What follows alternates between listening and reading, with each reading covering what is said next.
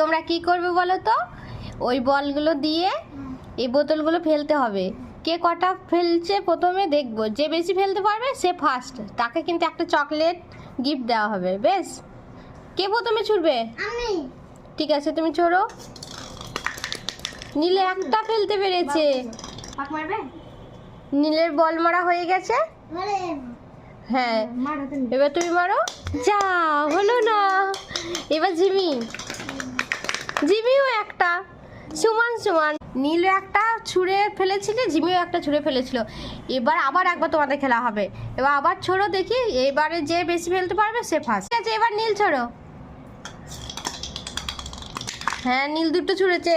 এবারে নীল দুটো ফেলেছো। এবার বাবু সোনা তুমি ছোড়ো। হ্যালো, এরকম গোল।